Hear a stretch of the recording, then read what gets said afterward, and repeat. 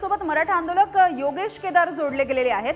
योगेश जी, खरं तर या मुख्यमंत्री आणि सगळं खरं तर सरकार आहे, प्रशासन आहे, ते नेमकं काय बोलतं याकडे लक्ष होतं। मात्र मराठा आरक्षणाची अधिसूचना जी मुख्यमंत्र्यांनी सुपूर्द केली होती जरांगे पाटलांकडे, त्याच्या अंमलबजावणीविषयी मुख्यमंत्री काहीही बोललेले दिसत नाहीयेत आज।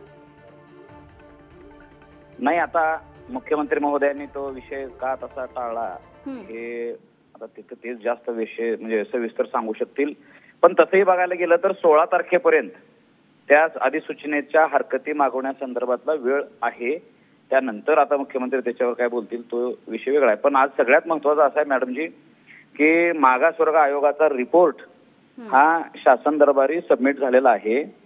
मराठा समाजाला सामाजिक आणि शैक्षणिक दृष्ट्या मागास ठरवण्यासाठी एक फार मोठी प्रक्रिया या राज्यात मागासवर्ग आयोग नेमून सुक्रे साहेबांच्या अध्यक्षतेखाली नेमून झालेला आहे। आता मात्र मराठ्यांनी अत्यंत सावध राहण्याची आवश्यकता आहे। हे सरकार मराठा समाजाला 50% वरचं आरक्षण जर थोपवणार असेल तर तो आम्ही स्वीकारू शकत नाही, ही भूमिका आजच क्लिअर करतो। मागासवर्ग आयोग नेमून जर काही मराठ्यांना मागास ठरवलेला असेल सामाजिक आणि शैक्षणिक दृष्ट्या तर मराठा समाजाचा समावेश हा 50% आतच केला गेला पाहिजे, तर आणि तरच ते आरक्षण टिकणार आहे, अन्यथा टिकणार नाही। येणाऱ्या 20 तारखेला जी काही विधिमंडळ येणाऱ्या 20 तारखेला एक सेकंड मॅडम जी येणाऱ्या 20 तारखेला जी काही अधिवेशन बोलवलेलं आहे त्यामध्ये 50% आतला कायदा पास करावा, वरचा आम्ही घेणार नाही। फक्त मराठा हा शब्द जरी 83 नंबरला त्याने कॉमा घालून योगेशजी, तुम्ही ज्या पद्धतीच्या आरक्षणाची अपेक्षा करताय त्याबद्दल मुख्यमंत्री काहीही बोललेले नाहीयेत। म्हणजे ओबीसीच्या कोट्यांमधून मराठ्यांना आरक्षण हवंय त्याबद्दल काहीच बोलले नाहीयेत मुख्यमंत्री। मुख्यमंत्र्यांनी असं सांगितलंय की अतिरिक्त वेगळं आरक्षण आम्ही देऊ अशी ग्वाही देत आहेत मुख्यमंत्री। नाही, वेगळं म्हणजे काय? अहो, जो आमचा हिस्सा होता तेवढाच काढून द्या 50च्या आतला। वेगळ्याचं काय? आमच्या अतिक्रमण हटवा, आमच्या अशी मागणी आहे। वेगळ्याचं काही संदर्भाचा विषयच नाही। आम्ही 50च्या वरचं स्वीकारणं मराठ्यांनी अजिबात म्हणजे शक्यता नाही।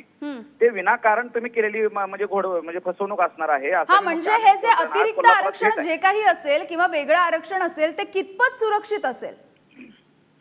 ते आरक्षण एकतर मुळामध्ये टिकणार अजिबात टिकणार नाही, कारण मराठ्यांचा सर्वेक्षण जो झालाय हा 15/4/16 नुसार झालाय आणि या आरक्षणाला मर्यादा 50%ची आहे। त्याच्यावरती आरक्षण देताच येणार नाही आणि तो राज्याचा अधिकार सुद्धा नाही 50च्या वर देण्याचा। 50च्या आत दिल्यानंतर मात्र टिकणार आहे। म्हणून राज्य शासनानं गांभीर्यानं विचार करा। तुम्ही कुण्या व्यक्तीनं कुण्या नेत्यानं बोलला मराठ्यांचा विरोध केला म्हणून किंवा मतावर डोळा ठेवून मराठ्यांची फसवणूक करणं योग्य होणार नाही। मराठ्यांना बाबासाहेबांच्या संविधानानुसार तुम्ही प्रक्रिया अंमलबजावणी करा। तुम्ही जर काही प्रक्रिया पूर्ण केलेली असेल तर आम्हाला आतलं आरक्षण द्या। अरे जो आमचा हिस्सा आमच्या आरक्षणावर अतिक्रमण झालंय तो हटवा आणि आम्हाला आरक्षण द्या ना आतमध्ये। सगळ्या ओबीसी समाज बांधवांना आणि मराठ्यांना त्यांच्या संख्येच्या प्रमाणात आरक्षण देता येऊ शकते। 50%च्या सगळ्यांची जागा आहे। हे विनाकारण महाराष्ट्रामध्ये बखेडा उभा केलेला आहे आणि ओबीसी समाज बांधवांच्या काही नेत्यांनी विरोध केलाय म्हणून सगळा ओबीसी समाज बांधव विरोधात नाही। आमच्यासोबत बाराबलतेदार आहेत, आमच्यासोबत धनगर समाज बांधवांची नेते मंडळी आहेत, समाज बांधव आहेत। आमच्यासोबत 50च्या आतले एससी आणि एसटी बांधव सुद्धा ठामपणे उभे आहेत। मुस्लिम समाज आम्हाला विरोध करण्याचं कारण नाही। म्हणून मुख्यमंत्र्यांनी आपल्या भवितव्याचं गणित घालावं। येणाऱ्या इलेक्शनचं गणित घालण्यापेक्षा पूर्ण इतिहासामध्ये उरण्याचं गणित त्यांनी घालावं।